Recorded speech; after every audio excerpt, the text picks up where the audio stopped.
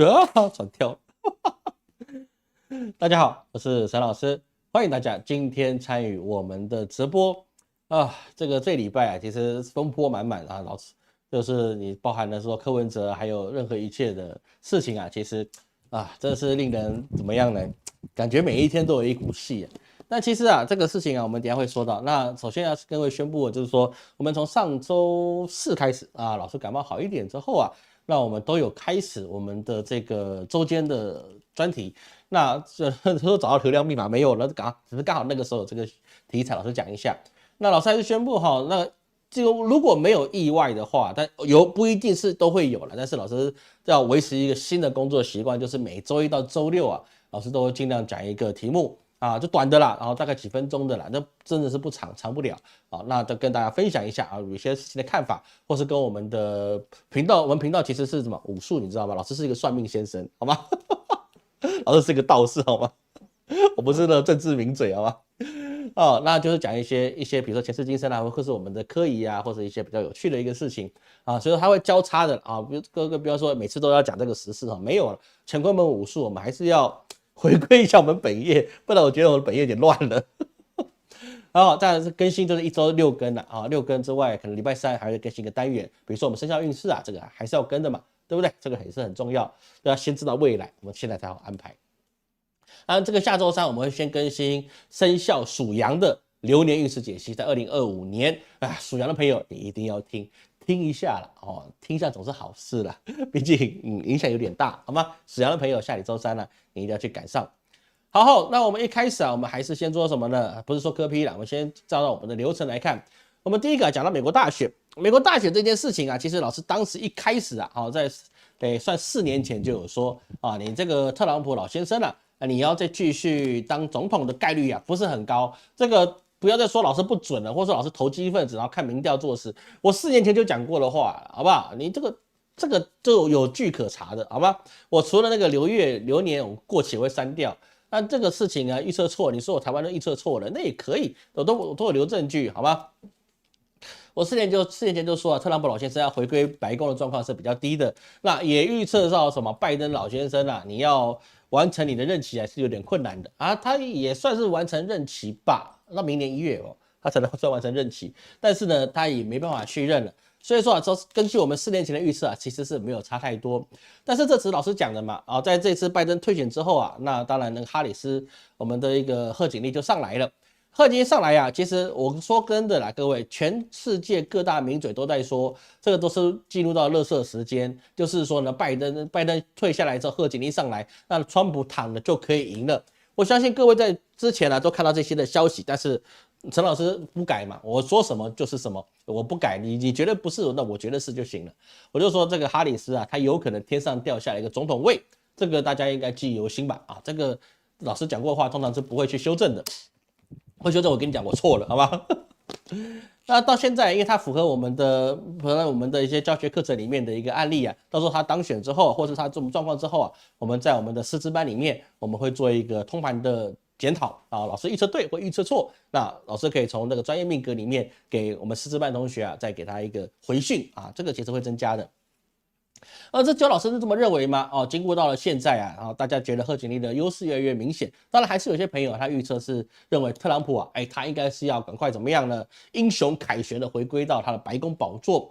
但是在美国大选里面最权威的学者他提出了意见了，因为他在这20几年的一个预测里面啊，他只错过一次啊，就是那个加州他改变了选举的规则，其他选的高尔那一次嘛，高尔跟小布希那一次他错了，其他都全对，包含的是什么？包含2016年大家都不相信特朗普会当选，他就认为特朗普老先生，他会进白宫，说他这么厉害的人啊，比老师厉害1000倍的人，他怎么预测呢？这个学者叫做利奇曼，他依照他自己做出来的一个模组 model， 他做出一个预测，他预测什么呢？他预测哈里斯，也就是贺锦丽，他会赢得2024年11月5日的什么总统大选，也就是说辛普森家庭有人跟老师介绍了才知道辛普森家庭他预测到也会有一个女总统，这个可能辛普森比老师还厉害他可能更早之前就预测对了，对不对？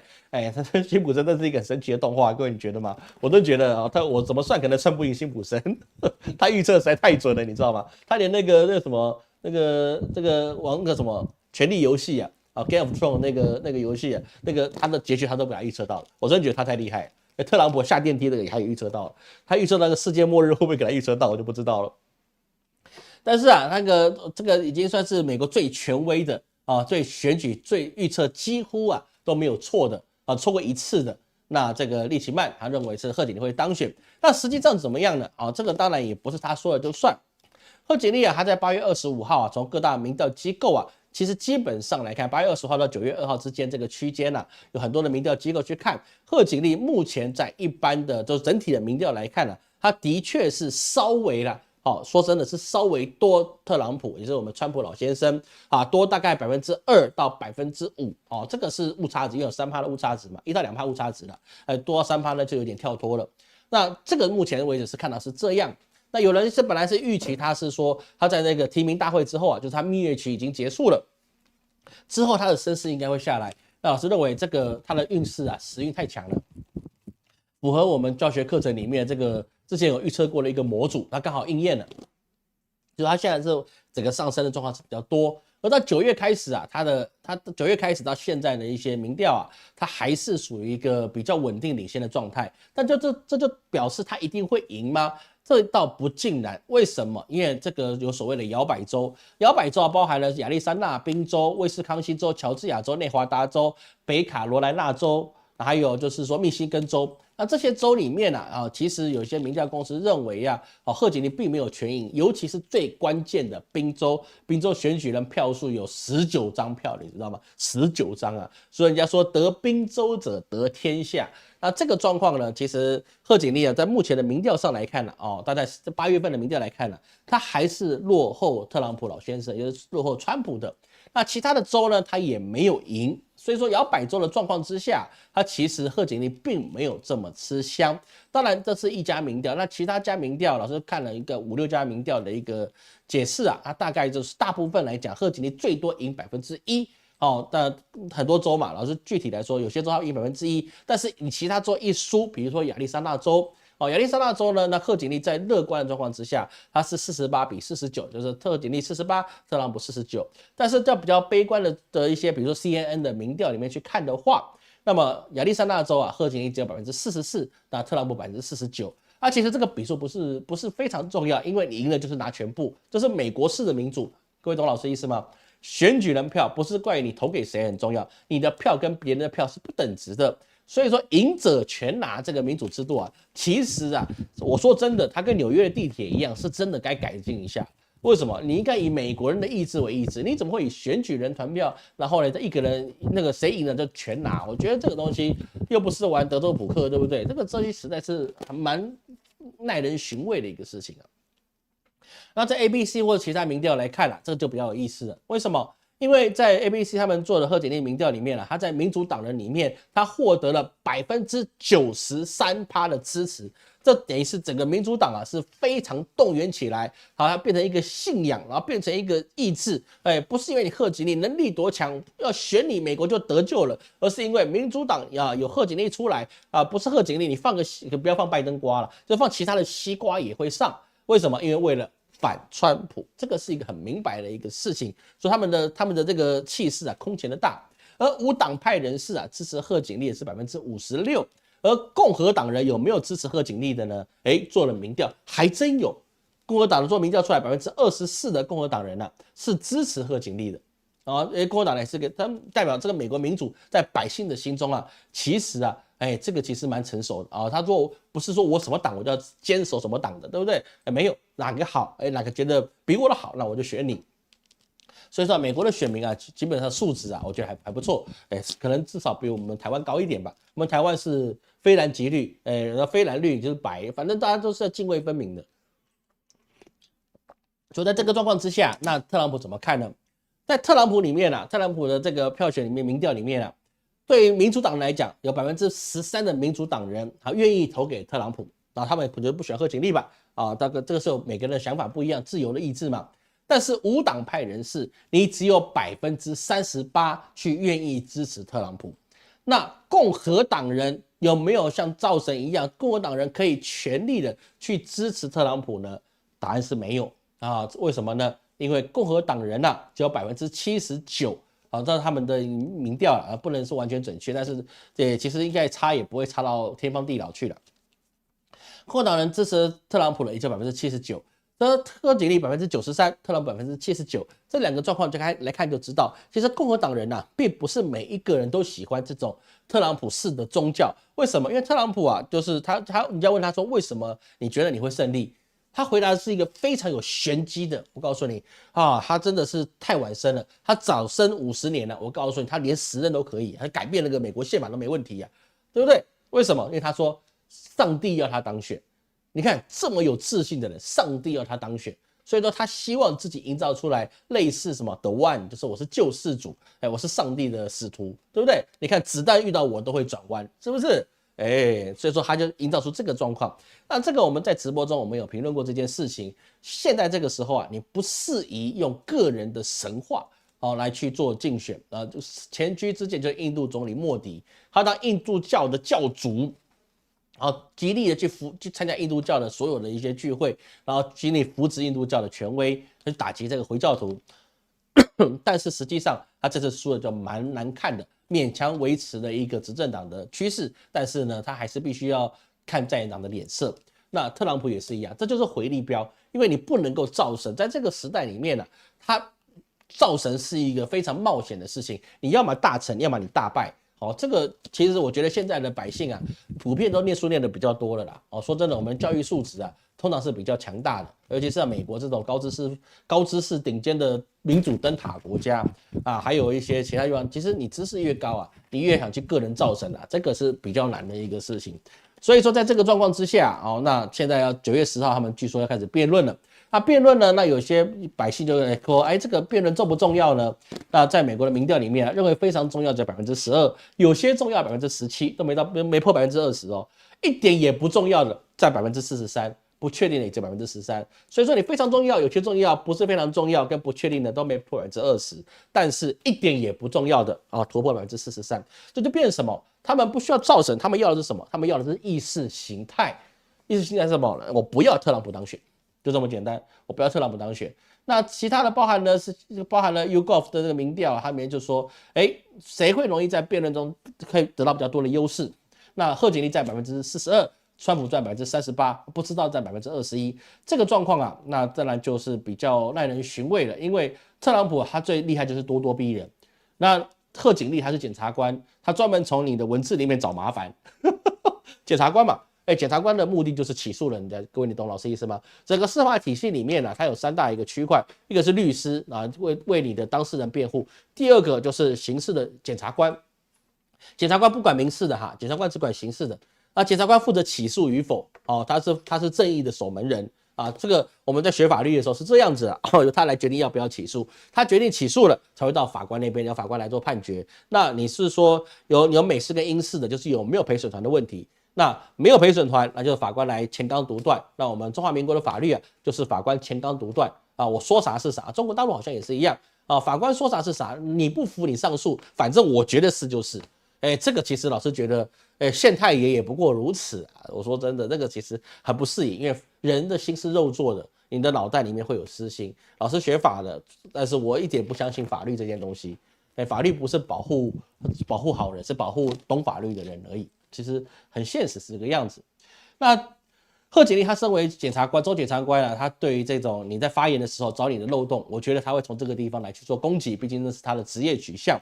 你要他发表什么很大的一些建国的蓝图啊，像我们孙文的一个国父一样啊，他能够做出一个建国方略，他做不到。特朗普还可以用吹的，但是贺锦丽吹不出来，他只能怎么样呢？只能一步一步见人说人话，见鬼说鬼话。怎么说呢？他比如说，他之前有要去说，你会不会去把这个经济弄好，或是把那个税制弄公平？他说会，但是他并不打算追随那个拜登，他现在对富人要征40%的未实现利益的税金这个脚步，他反而是要把富人税降到28%。这是为什么？因为讨好了民主党最大的金主，也就是华尔街。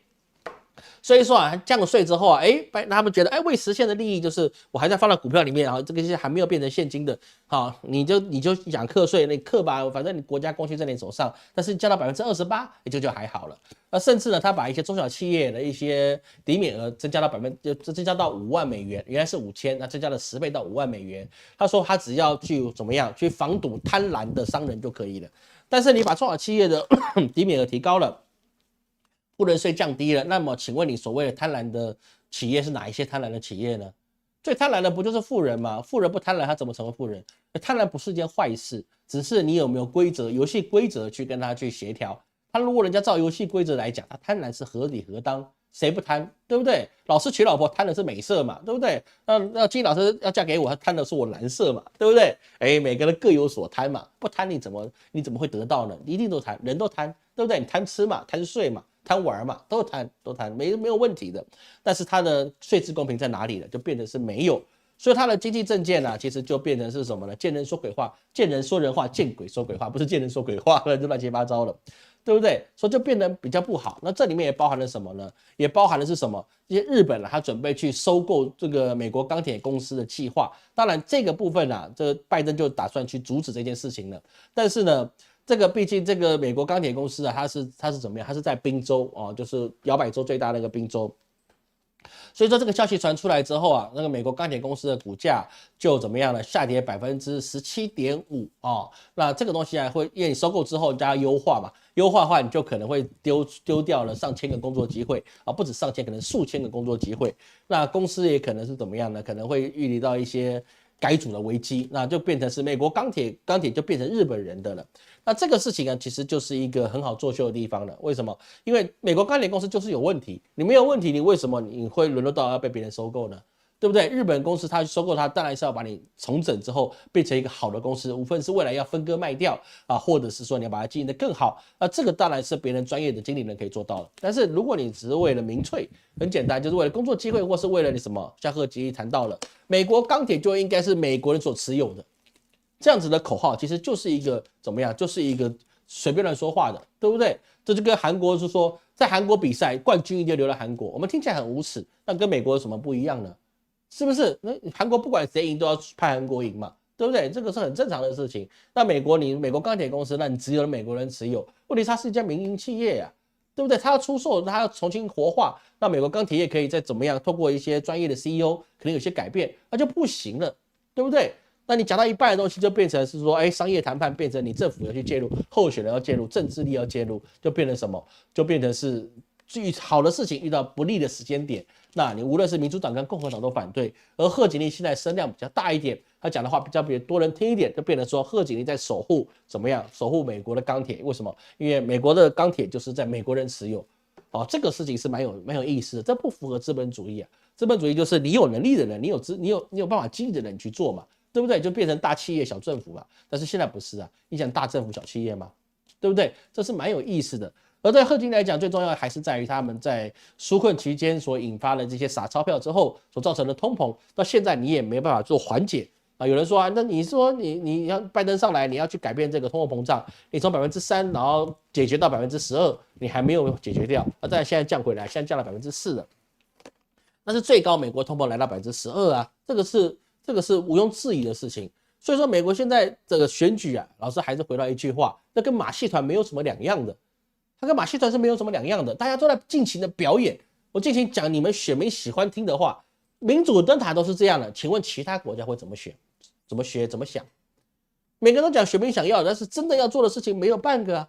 每个说像包含了什么？现在这个什么还没有换总统，就说要对中国提起最高的关税。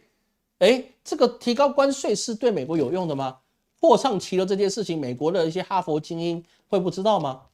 你难道那些高知识分子不知道，尤其是在美国的历史上，自己的历史里面，你筑起的商业壁垒跟关税壁垒从来没有成功过吗？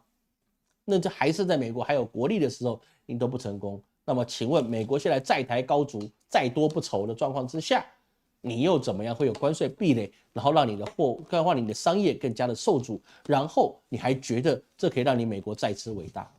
那这次伟大是特朗普的政见是没有错，但是每一个的竞选人都希望美国可以强大，但是这种关税战肯定不是一个好方法。这个过去胡佛做过了，再往前大清政府也做过了，做过的没有一个好下场。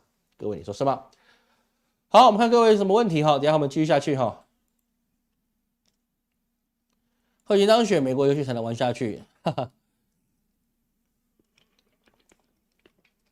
下面纠正一个中女抬头，这个你不是很懂啊，这个不是这样看的，好吗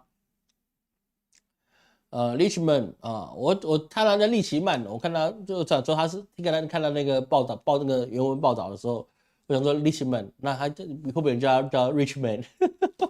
有钱人，他有没有钱？不知道反正他是非常享有盛名的啊，非常享有盛名的一个教授。民主党要继续执政白宫，很好很好，好加油。贺锦丽能不能上啊？就看我们的利奇曼先生啊，跟陈老师有没有预测正确，好不好？这个很多老师说啊，你台湾总统2次都没有成功，这就奇怪了，奇了怪哉。各位你没有觉得美国大选我可以看成功，县市长我2次100%准确，为什么总统会错呢？我县市长是100%对的，为什么总统会错呢？为什么总统我会错呢？你觉得呢？我不知道，一定我猜啊。是我的功夫太烂，对不对？我的功夫太烂，没有其他的问题，对不对？各位你就看吧，好吧？那我们继续吧。好，那我们回到台湾的状况来看了，当然就是看到我们的柯文哲，我们柯文哲先生呢，他已经被收押了。当然了，现在有人就说啊，你是怎么样？你现在有5大弊案缠身，历史真是一个回力镖，对不对？柯文哲先生之前说那个郝龙斌有5大弊案，是不是？他现在是不是自己也来个5大弊案？而是回力镖就是回来特别快，你知道吗？很多人说老师是小草还是什么的，你不要说老师是小草，老师肯定不是小草。你有见过这么粗的草吗？好歹你说我是一个仙人掌或是一个多肉植物嘛，对不对？你说我是草，这个草没有那么含水量那么高的，好不好？多肉植物比较像一点。那这老师也没有投过柯文哲哦，我就事论事，还是一句话，柯文哲老先生他要贪污啊，这概率是极低的我们从他盘里面可以看到。他要贪污的概率真的是极低的，有没有可能会有？贪一定会有嘛？那这贪什么？对不对？贪名，我觉得比较多一点。他贪自己的名声，我觉得这个概率是大一点。那你说贪财，这个人你要知道他是亚斯伯格症的，他没有办法是说很能够理财。他今天能够这么好呢，是因为他太太厉害。陈佩琪懂得理财。你要柯文哲去理财，我告诉你，他月光族，因为他想到什么干什么。这个是很难的事情，加上他们柯妈妈她家教比较严，所以你看柯文哲到现在都有点像长不大的小孩，有时候他发脾气起来跟小孩子在跺脚脚是一样的感觉。但是说你说他有贪污，那这比较难的。但是他现在5大案这最重要就是什么？包含了星光人寿标土地的问题，还有是说你改建案合约要追加款的问题，你土地是不是有土地到一些，不论是你金华城啊，或是中华工程啊，还有就是说权利金少10亿，你转运站的问题。很多事情啊，其实你要真的要挖他的政策上跟执行上的缺失啊，老师跟各位敢打包票讲，一定有问题。有问题是每一个人执政，你的施政不可能没问题。各位，你有没有看到网络上有个段子很有意思，就是那个纪晓岚跟和珅他说呢，那段呢，各位在网络上应该常看到，就是说呢，纪晓岚问和珅，这个是野史戏剧，不是真的哈。纪晓岚问和珅你知不知道你手下的官员就把朝廷派来的这些粮食都给贪没了？和珅说我知道啊，我觉得挺好的啊。那纪晓岚就觉得你开什么玩笑，贪污你还觉得好？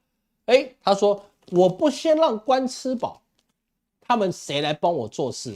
谁去派粮食？你还是我，对不对？那有人说你把粮食拿去变卖成米糠，然后朝廷要给百姓吃的是米汤，但是你把它变成米糠，这对吗？他说对啊，有什么不好的？你1斤的白米换成3斤的米糠，本来只能就1个人的粮食。转眼间，它可以变成救活3个人。人就说你米糠不是人吃的，那是牲口吃的，那是畜生吃的。那和珅的回答说：灾民行将饿死，他不是人，他能够吃得饱。不要说米糠了，树皮、泥土能入口的都吃。所以说，任何一个政策，它下面执行的不可能是完美的。因因为执行者是人，对不对？执行者是人，一定会有问题，一定会有瑕疵，你一定会找出来他有错误的地方。就算是蒋经国也是一样，不可能有人施政是光明磊落，从头到脚上行下效，如臂使指，如指捏物，完完全全都做得好了。朱元璋也不行，不然哪来的胡惟庸案呢？哪来的蓝玉案呢？对不对？就是他做不到，所以你一定会有腐败的问题。所以说，柯政府底下一定有腐败的人，你要抓一定有抓得到。那到底跟柯文哲有没有直接的关系呢？这个其实我们可以看，但是老师个人按照盘面来看啦，你要说他去贪污什么几千万有人说他是贪污了1500万还是什么的，这个老师认为啦，从他的局里面呢，我看不到他可以贪污的空间每一个人的看法不一样，但是老师按照我自己的眼光去看啦，无论是5大弊案、10大弊案了，他口袋里要进到钱这个是有点困难的事情了。说真的，那是有点困难的事情，因为他的病症就不允许他去怎么样，我去拿这些东西还要听你的话，他最不喜欢就是听人话，他唯一可以听人话的就是听他妈的，他爸可能还不大听，他就听他妈的柯妈妈的话，其他人的话都不大听的。为什么？因为他就是亚森伯格症，没有办法，就是这样，好吗？而我们的主题里面有讲到一句话，是说俄罗斯在骂我们的总统我们赖清德总统，有人说他是清德宗，这个越来越走回去了清德宗说就是俄罗斯的那个发言人外交发言人那个什么那个女发言人，他就说什么呢？他就说那个赖清德你是一个边缘政治人物，莫斯科并不在意，所以说赖清德在美国人的煽动下，可以肆意的狗吠说我们总统狗吠，你说这个女人可不可恶这个女人叫扎哈罗娃俄罗斯外交部的发言人，他说他就认为赖清德在狗吠，然后这不会让他对台湾人民有什么样的好处，而这个女人为什么要骂我们，侮辱我们中华民国的元首呢？这太是可忍，孰不可忍。老师是坚持拥护我们的党的在这里宣布，老师坚持拥护我们党的，我们要听党领导，能打胜仗，好吧？不要问我这句话哪里来的问就不对，问就是你不对了。这个原因是因为在9月1日的时候我们的赖清德赖总统我们党的领导人就说了，中国如果你想并吞台湾，你不是为了领土完整，讲什么是祖国必须统一，胡说八道。如果你是为了领土完整，那为什么不去追溯到大清朝，对不对？俄罗斯再有爱魂条约所签的那些土地，是不是？一句话打回大清朝。我觉得我们的清德宗，不对，我们的赖总统很有远见，他不但放眼未来，还可以回顾过去，一回顾就是几百年的事情。你看我们台湾的党的领导人是不是听他的话，我们就能打胜仗了，对不对？这个是很重要的一个事情。所以说这个就惹火了俄罗斯你是不是根本在挑拨离间煽动了这个中国跟他合作的关系？事实上那这个在过去这些历史上面俄罗斯的确占了这个大清朝不少的便宜，但是呢，这便宜来来去去的，大家互相占，这就是战争，没有什么太大的一个问题。但是你今天我们的赖总统敢讲这件事情其实其他国家可能他讲其他国家可能就算了，但是俄罗斯刚刚好是什么样呢？刚刚好跟美国不对盘，所以说我们当然客观来看我们是比较亲美的。那当然呢，你既然亲美的，那我们就是美国的小弟，对不对？日本爸爸，美国爷爷嘛，那么他当然就不会给你好看，因为刚刚好俄罗斯跟日本也跟美国都有仇，是不是？所以说在这个状况之下，那当然我们立刻就被回应到，其实这个有一点点怎么样呢？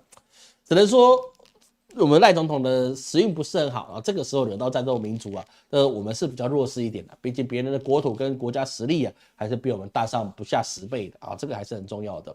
但是在这个状况之下，其实现在比较需要注意的就是什么呢？现在在中国，它在我们台海这边会有滚动式的货轮，这其实是比较危险的一个地方，也包含我们在做，老师已经录完了我们10月的总论预测其实在这个下一个月是比较危险的。那滚动式货轮它可以民也可以军，它可以变成一个运输的一个货柜轮，它也可以变成运兵船。所以这个船一旦在我们的海峡，我们在海峡这边不断频繁的出现，甚至到了我们的近海的话，那么其实他真的把那边运兵船藏在里面，突然出现的话，那么我们基本上可能在澎湖岛你就没有反击之力，因为一旦抢滩登岸，他大概就上去就上去了。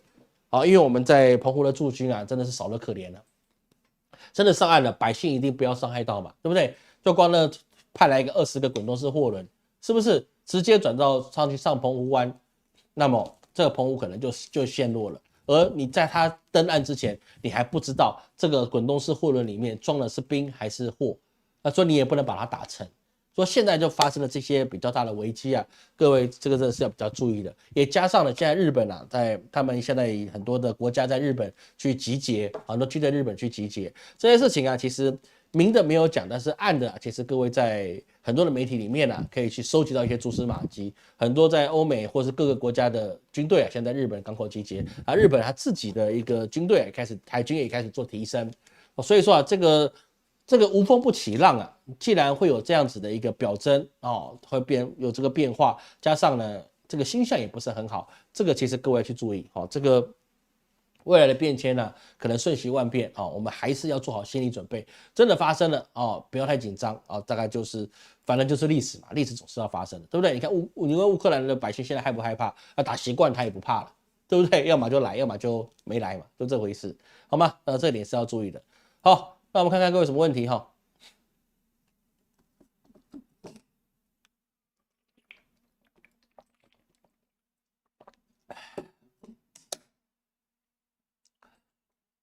好来。刘罗锅跟刘墉对那个电视剧啊，那个是戏剧哈，我刚才讲的是戏剧啊，不是真的哈，那个不是真的，好吗？真的，那个和珅不可能去跟纪晓岚去讲这些事情的哈，和珅很厉害的，好吗？好，那没什么问题哈，那我们继续，好，我们继续，那我们把眼光放回到美国，美国现在。刚才讲到选举呢，现在比较多的问题还是回到了他们自己的内政，比如说现在他们的街友的问题啊，其实怎么去处理呢？其实问题就很大了。比如说加州你有赶不完的街友，对不对？他们加州州长啊，他请了一些警察去把他们清空你清空了、驱离了，然后呢救得走了，不敢来了，怕被你罚款，对不对？你没有房子住，然后呢你也住不到你的庇护所，你什么都没有了。你就想找个地方睡觉，你搭帐篷自己过好自己行不行？不行，为什么要罚款？所以说民主国家，尤其是民主灯塔，他们的一些创新的作风啊，其实老师是蛮难理解的。你的百姓已经流离失所了，然后你没有地方给他住，你也没办法收容他，然后呢，他只要去睡觉，你就要怎么样？你就要去罚他款，然后把他驱离走。其实这个事情真的是。哪个对哪个不对，真的是不知道真的是不知道，只能说这个百姓啊，真的是不是很容易。那现在问题就是在于是说，加州的法院已经裁定了加州政府啊，他去反街头露宿法是不违宪的，意思就是说，加州政府啊，我不需要顾你的人权，我可以拆你的帐篷，把你赶出去街头，你去哪里不重要。重要的是你不可以在我们的街头，为什么？因为你们附近有富人、有钱人住的地方。加州是一个很有钱的一个州，对不对？你坐在这边，你碍了有钱人的眼，这就是你的过错。原罪是什么？贫穷是原罪，对不对？这其实这样的状况啊，其实令人蛮痛心的。贫穷如果变成了我们百姓的原罪的时候，那么我们要政府干嘛呢？这有没有一个很有趣的地方？贫穷的是你自找的，不是？加州这个状况是你收容他，又让他去上班，他进不进收容所，也不去上班，那是他的错。比如说我们台北车站就有很多，你给他收容所，他逃出来；你给他饭吃，他不要，要拿钱，因为钱能买酒，便当不能。那这个当然就是那个人的问题。但是加州的百姓很多是，我餐风露宿，我没有东西，我什么都没有，我只能每一天集中精力去抢这些慈善的免费餐点，然后我住的地方没有，我只有私下钱，只有一个帐篷，行不行？不行。所以说啊，这个问题就变成是说，你把基友逼到一个角落的时候，它就有可能变成了不定时的炸弹。那这样子的不定时炸弹呢，他可能会犯罪，或是做一些比较不好的事情。在美国有18万的数量，那是有记录的，是18万可以去估计出来的，实际上应该是远远超过这个数，因为官方数据总是要美化一下，一般来讲都是这样的。所以说他们有短期街友，也包含了失业或是其他原因，你去失去了住所，还有长期的街友，他已经流浪习惯了，我就是一个流浪汉，我是吟游诗人，我就叫温迪，好不好？他就变成露宿的一个流浪者。那也有是毒瘾或是精神创伤的，这个东西真的是很难解，因为毒品这个东西啊，很伤人，但是你受伤之后你要让他回去也不容易。那他这个状况就是有些人是坚决拒绝去被庇护的，但是与其说他拒绝，实际上也没有地方去给他去住，所以这个状况就变成比较大的一个问题去产生。所以说，在美国这个整个经济上面，现在所有的预测学家认为，美国的经济应该是进行软着陆啊，它硬着陆状况是很难的。为什么？因为从所有的数据模型里面去看，美国的经济是很好的，就业率是很乐观的，但是为什么现实上是这样呢？这个我们就要去看到，我们上礼拜应该有讲过，应该有讲，我猜测是应该有讲。就是这个幽灵的征才事件，也就是说，我现在表示的是说，我公司有在征才，我不断开很多的职缺出来，代表我的公司还需要可以继续成长的动力。但实际上，你去面试投履历，他也不会让你来，为什么？因为他实际上没有要缺这个职位，而且他们反过来还在裁员。那所以说，现在所有美国所得到的经济数据，就变成里面的水分是很大的了。大到什么东西？大到是说，你今天你没办法去当非农就业的指数里面的人，而你自己也没办法回归到农业。各位有没有想到这个问题？美国的问题是在于他们的非农就业指数，就是你不是从事农业的这一块人，因为他们现在总要是做到服务业，无论是你去当端盘子啊，或者是当律师啊、律师、医师、会计师啊，或者是各项的一些专业人士。这些都是所谓的商业跟服务业之间，所以美国是一个服务业大国，但是问题是在于是说，如果你不干服务业，而且你真的失业了，你能不能回去找块地自己种？这个东西就变得是有困难，因为资本主义之下，你要买块地，那你也得贷到款，那你要贷到款，现在利息这么高，你要怎么贷？你贷了钱，买了种子，种了地，你真的卖得掉，还可以还到你的贷款吗？这个里面又发生很多的问题，所以美国现在最大问题就是它的数据其实是不精准的，但是经济学家跟金融专家认为经济数据在过去我们评判是正确的，但是它实际上在现在是失真状况之下，那你就算贺锦丽上来了，他面对的还是一个千疮百孔的美国，这个事情是一个很大很大的一个状态。这个其实我们要去注意，美国如果真的是有遇到这个问题，那么他对后面所有的一些经济政策都会产生的偏移，因为他以为他有的，他去进了之后，发现他自己嘎不过来，他自己3点半跑不过的时候，他就要找人来牺牲。那谁要被他牺牲，谁靠他进，他就先牺牲谁。不要忘日本广场协议，就是因为日本靠美国近，所以说日本你必须要先牺牲，这个是各位要去注意的。所以从美国这个地方来看呢，我们就要看到一个比较重要的事情，就是在于什么？在俄罗斯跟乌克兰的战场。这个我们之前所看到的，这个乌克兰啊，他非常勇猛的将士啊，攻入了俄罗斯的本土，进行了最大的一个攻击啊，把他们叫库尔克斯的地方给占领了。那老师之前他占领的时候，老师跟各位说过了，这个根本就是照扩为什么？纸上谈兵理行，真的要打你打不过。那言犹在耳，很多人认为是说，老师这样讲不对。乌克兰打入俄罗斯里面，毕竟让俄罗斯感到切肤之痛，因为你侵略别人，别人现在反过来侵略你，你应该有所进退。那实际上是这样吗？实际上我们看到现实的确如赵括一样，你前面的胜利是别人给你摆的请君入瓮的空城计，你一进去，人家所有的商店都撤光了，百姓也撤走了，你占领一个空城。你占领一点空城，然后别人还投放食物给你，里面有水银商店的货物流给你，里面下了毒，就变成说你占了一个空城，怎么办？你推进你怎么推？因为俄罗斯他把红军村也打下来，所以到这个状况之下，俄罗斯老师跟各位上次有说过，俄罗斯一定会趁你打到我家里的时候，把你困在我家，因为你能够打进来的应该都是精英，应该都是一些很好的战士，但是你把你的好战士，剩下不多好战士都跑到我家来了，我把你关厕所，然后呢，我去你家去泡茶，行不行？我们目前看到的确是真的是行了。所以说啊，俄罗斯今年他现在也对了基辅啊，或者对了乌克兰的一些重要设施啊，比如说军事学校进行了一个狂轰猛炸，他也炸掉了他们的一个电子学院里面的一些精英要培养出来的学生还有教官都把它一次解决掉了，它造成了55死跟300伤，这个数字啊看起来很惊悚，但是其实这个各位如果觉得俄罗斯杀人如麻的话，你就应该看看以色列的威武事迹它加上3个零，而且对象还是女人跟小孩，这就是我们伟大的圣战士干的事情。这个真的是不要乱讲话。不要这样老讲错话，到时候我被封了也不好。好，我们只能说，好了，这一民族真的是非常勇猛。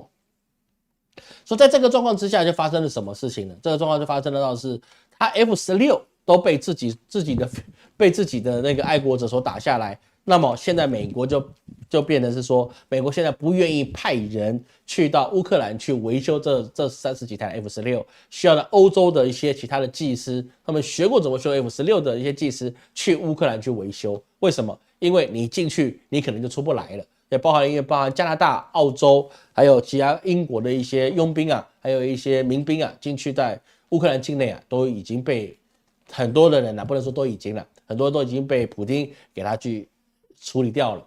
而这个东西就变成是说，普丁现在他的一个整个打下了红军村之后啊，他未来对基辅的威胁性就变得非常大，整个战场就现在完全就是由俄罗斯所主宰的。但是在这个状况之下，普丁他现在做的一件事情是令人比较费解，但是呢，我觉得这个也是会跟老师在10月的总论预测里面所讲到会类似在什么地方呢？就是俄罗斯他现在架起了海燕导弹。海燕导弹啊，其实很简单，上面带了一个什么核动力和一个核弹，它意思就是它永不降落的核导弹，它指哪它打哪，而且它永远不需要降落下来。为什么？因为它是核动力的。那么在这个状况之下，泽连斯基啊，他就要求我需要更多的飞弹，因为俄罗斯他现在打越来越猛了，我的人没有了，你给我飞弹，让我射到莫斯科行不行？但是呢，其实英国啊，还有其他国家已经告诉他了。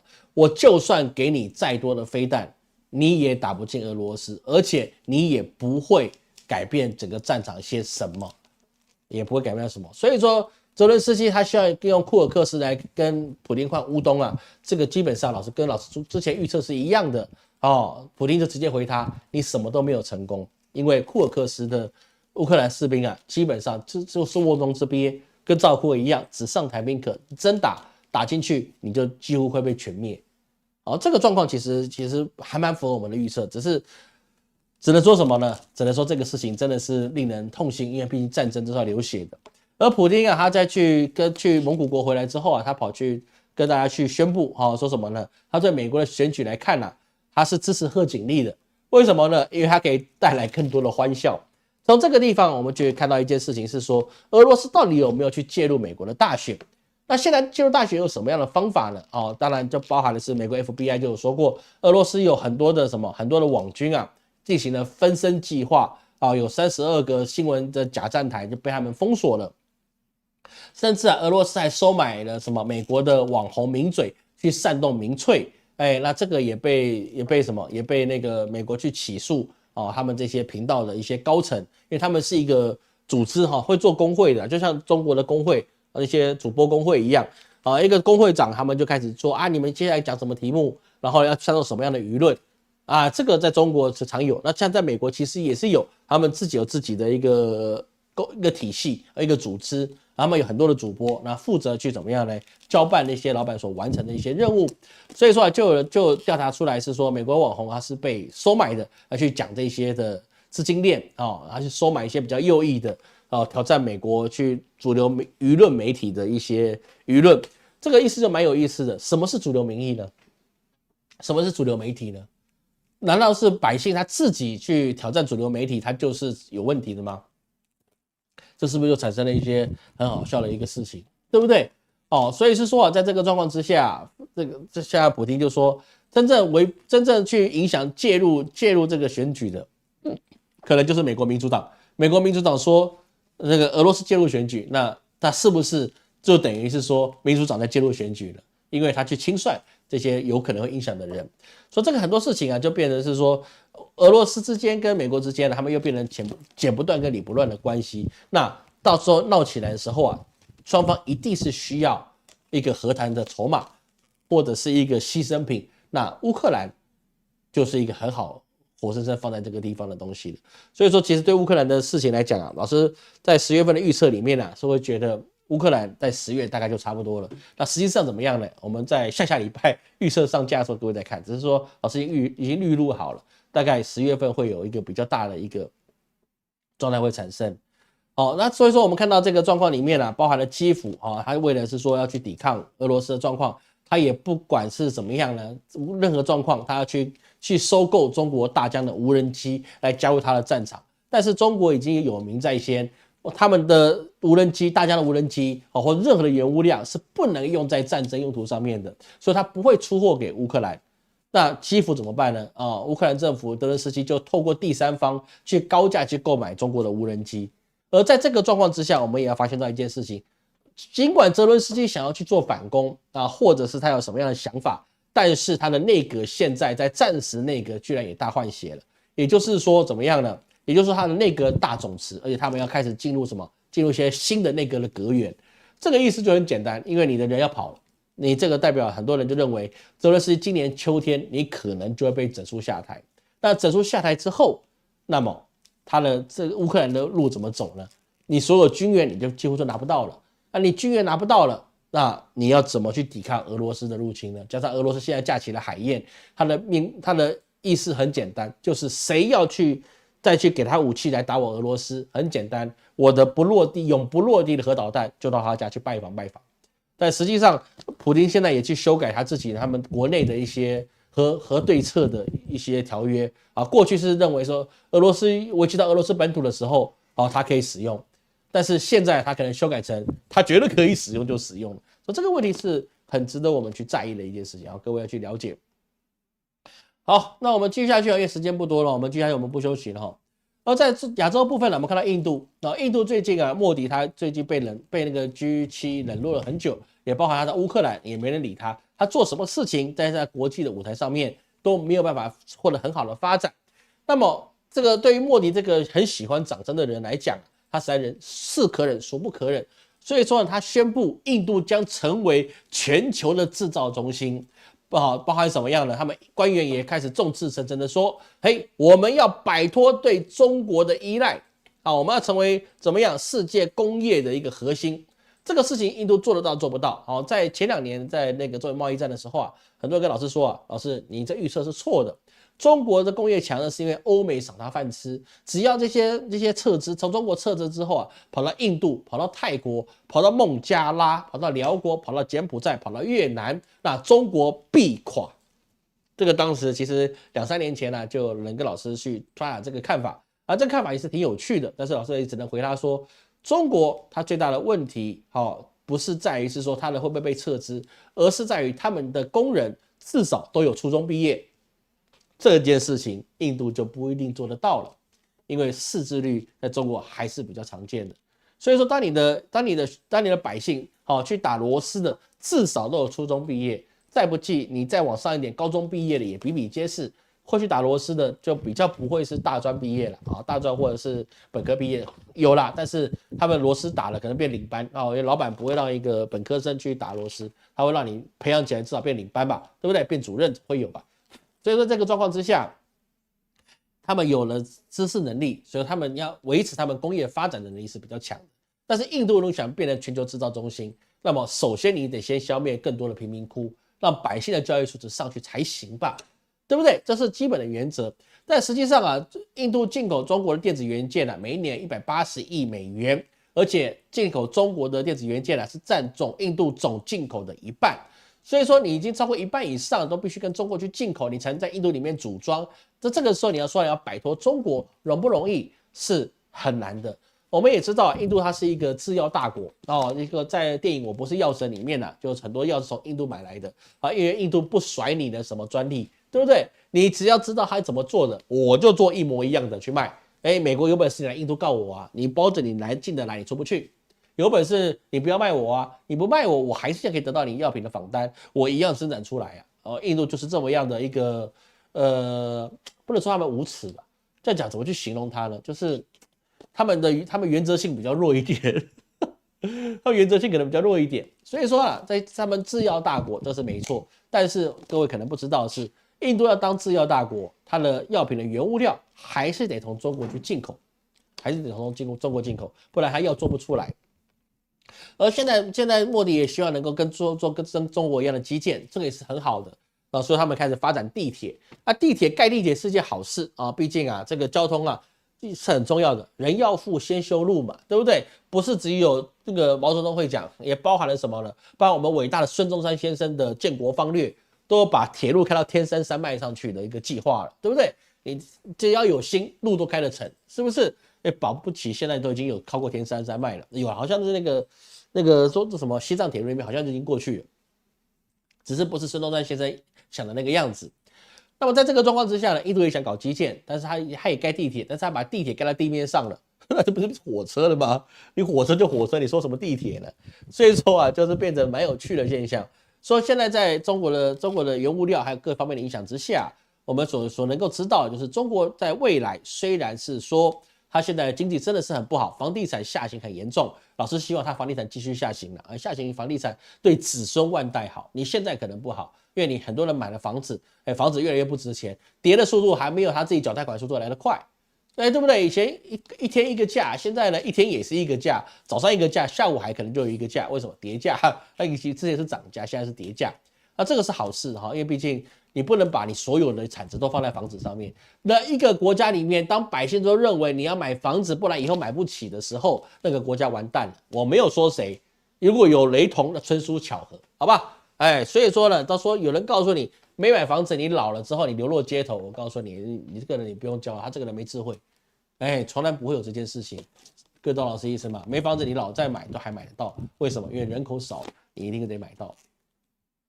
所以说到现在的状况之下，印度你要去增长状况是有困难的，而这里面跟牵扯到中国是比较有关系。为什么呢？因为印度的塔塔汽车啊，它也透过跟中国电池的组装商去合作，去解决塔塔汽车他们国产车他们能源性的问题。因为就中国的技术啊，可以帮助他们把电池装上去之后，他们的车壳子才能动嘛，这个是一个很重要的一个关键。所以说塔塔汽车在印度的汽车市场里面，虽然份额造成60%的高的一个市占率，但是它必须用什么呢？必须用的是中国的电池组，它才能够运行。这其实是一个双赢的画面，因为印度你现在做到这样子的电子这个什么新能源车啊，其实电池是一个核心啊。那以前我们的油车是发动机是核心嘛，那现在是电池是核心，有人帮你做电池，你就可以先从这边学经验，这是好事啊。其实这个是一个双赢的态度，但是如果你一开始想自己做，那其实你的问题会比较大。而中国有没有什么事情都想要自己做呢？当然是有，因为现在美国就让这个中国的不好意思哈。美国现在要让荷兰的艾斯摩尔怎么样呢？要让中国去停服，什么样停服呢？就让你连现在卖过去的光刻机啊，全部让你不做维修，就是我东西卖给你了，但是你有问题我不帮你修，你有耗材我甚至都不卖你，这是活生生的需要让中国连7奈米的晶片中国称为芯片，你都制造不出来。而在这个状况之下过几天9月10日的下午2点半了。华为就要发布新产品，在这个氛围之下，华为还是发布了新产品据说是3折型的手机。说实在的，有人说它是一个电子茅台老师深以为是，因为我实在不知道你3折手机到底是有什么样的用处。因为3折手机起来，那个手机变很厚，你知道吗？它手机那么厚的手机，然后意思就是你打开来，然后就变得像平板一样那我买平板不就好了吗？我他妈用3折手机干什么呀？那完全是蛮难理解的事情，就变得可能是说中国要去展示，我能够做出来3折手机。以前三星做对折手机嘛，对不对？那现在可以做到3折，代表他们的技术是一个很领先的一个状态。我觉得这个事情应该是比较偏向的是一个宣扬的事情。像在台湾台湾现在在小米的直营店里面就看到那个折叠手机老师去看一下折叠手机，它跟我在中国看的不一样中国看的是那个像翻书本一样。夹起来，台湾人是上下折的，我也觉得，怎么是这样呢？台湾怎么变成那个贝壳机？在中国我们明明看到是书本的折叠手机，但是其实也没作用。为什么？因为你 LED 那个画面上都有一条线，我也觉得很奇怪。你变成3折的，从一条线变2条线，有比较好一点吗？我也觉得也是没有。但是啊，这里面就可以变成是说什么？他们折叠机预计啊也会有出货量，也会到9万台到10万台啊。看看市场的一个接受度，它那一台手机要人民币2万元，2万元相当于台币多少钱？快9万块，对不对？现在汇率比较高了，应该知道台币9万了。那么在这个状况之下，其实我觉得呢，真的是电子茅台，你看得起，你不见得买得起；买得起，你也不见得用的比较好。我真的觉得这样。而在这个状况之下，中国它既然芯片被限制住了，但是呢，目前为止啊，似乎他们有一些国内的公司啊，正在宣布是说他们有能力做出7奈米的光刻机。至于实际上运作怎么样啊，其实现在是未知可否，因为它良率能不能提高，或是能不能稳定，这真的是要再测过。但是目前最好的当然就是艾斯摩尔的光刻机，这个大家都知道，只是现在要去阻止中国，要去说让他们芯片没办法进步，我觉得为时已晚。我真的觉得为时已晚，因为像老师在前几年在特朗普时代中美贸易战的时候，老师就说过，你要让中国完全去听你美国俯首帖耳，最好的方法就是什么？什么都卖给他，他就什么都不干。中国是什么？中国一个民主性就是什么？差不多先生，对不对？有的事情我干嘛去做？有的东西我现成买来就可以做的东西，我为什么要去研发呢？对不对？我就偷懒，我就享受你的美好就好了。那么这个状况其实对中国对美国都是好事，但是中国人又有另外一个麻烦就是什么呢？我就是输不起，输不起菜就多练，对不对？那你一旦要让我觉得难看，那么我输不起，我菜我多练，那我练起来了，那么我以后也再也不听你的话了。所以这个中国是有两面的，一个是差不多先生，对不对？差不多就好了。但是你一旦让我脾气起来，那么很多事情啊就跟你硬干回去。这个其实在台湾也看得出来，因为台湾我们以前在我们的蒋中正前总统，我们向后前进到宝岛台湾之后啊，我们也是很努力的去怎么样去经营我们自己的工业。我们不满足于什么？我们不满足于别人给我们做的一些代工，我们还能够把它改良出更好的。为什么？因为我要成为我自己可以拥有的。说台积电现在为什么可以赢过英特尔？为什么？因为输不起。我为什么只有英特尔来设计，然后我只能代工？我不如我做到你自己都做不出来的结果，那是不是最好的？当然就是最好的。而这个状况之下，对中国来讲，一定是会有一些研制性的打击，但是打击不会很大。而在另外一个方面呢，我们刚刚提到了中国，有人说中国出口也完了，民众啊，在我们8月份的时候啊，去抢购了中国的国债。其实老师是蛮建议各位，在中国的百姓啊，多买中国的国债是好事，因为它至少不会倒你的账嘛。因为你倒你账没有用，因为人民币是他自己印的嘛，对不对？你买中国国债是绝对赚钱的事情，没有任何风险。就像日本百姓去买日本国债也是一样的事情，他还你是日元，那人民币，那中国的国债还你是人民币，你要买一个什么，买个煎饼果子，你也得用人民币去买吧，是不是？所以买中国国债那是绝对是好事，而中国国债就变成是说民众去疯狂去抢购国债。那这件事情是好，为什么？代表中国的百姓的钱没有外流，百姓的钱没有外流，就不会重蹈满清白银流到海外的一些窘境。那么你国家的筹码就被你集中起来，那对中国的长期发展是好的。所以说很多人是说这个是跟日本的信心经济发展崩坏是有关系的，是类似的。所以老师不这么认为。依照中国人的状况来看，钱存起来就是你的，财富累积起来就是你的。我们没有太着迷于预先花费，还是有啦，不是大多人的，其实大部分人还是觉得是说多少有点存款，对不对？像结婚那些都要看有没有房、有没有车、有没有存款，对不对？没房没车，至少有个存款嘛，是不是？存款都没有，那就别讨老婆了。这其实很现实，但是呢也是对的，对不对？你老师有3个女儿，对不对？我也会问了，有房有车有存款，哪一个有？都没有，那我们就进入另外一个游戏，你去跟他妈谈。他妈看到同不同意？他妈同意就同意了，那个可能比我还难。所以中国现在在进行了很多“一带一路”，有一些贷款，都是由中国变成债权人。为什么？因为中国他自己把自己的资金 hold 住之后啊，他对国外的经济会变得比较好，也包含了中非合作论坛。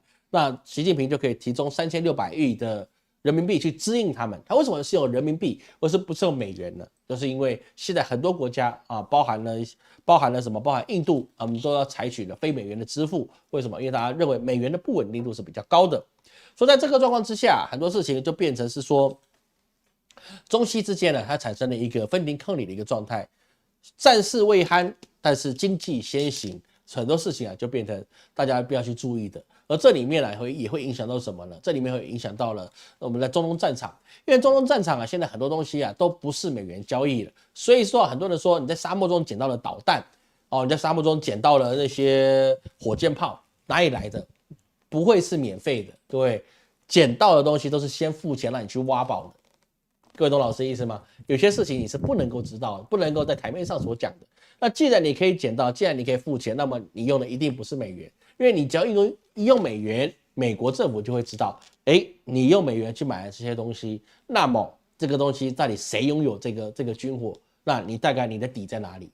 那是不是就会产生这个状况？所以现在中东最大的问题是在于中东的无论是真主党，或者是哈马斯，或者是他们的一些激进分子，或是伊朗，他们在筹备这些武器跟他们粮草弹药的时候，使用的不是不是美元的话，其实以色列他打了仗是有点像什么？有点像盲战一样，因为他没办法得到真正准确情报，是他到底对方有多少的兵，对多少的粮草，跟多少的弹药，还有多少的军备，这就变成是必须要估计，而这估计的准吗？可以准，但是它的准确度没有过去这么高。过去如果95%，那现在以色列跟美国所能够得到中东的稳定程度，似乎老师个人估计啊，最多不超过60%，最多不超过60%。为什么？因为金流已经形成了其他的管道，这包含的是说，你可能用人民币，你可以用卢布，甚至你可能用自己的本币交易，或是你用以物易物，很多事情在这个地方就失去了踪迹。讲简单来讲一点好了啊，为什么高铁上会掉300万？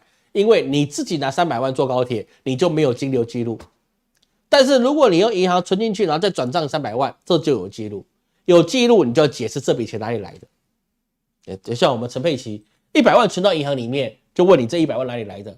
但是如果他没有存100万到银行里面，请问你有100万谁知道？没有人知道你有100万了，那就产生了资金的断点。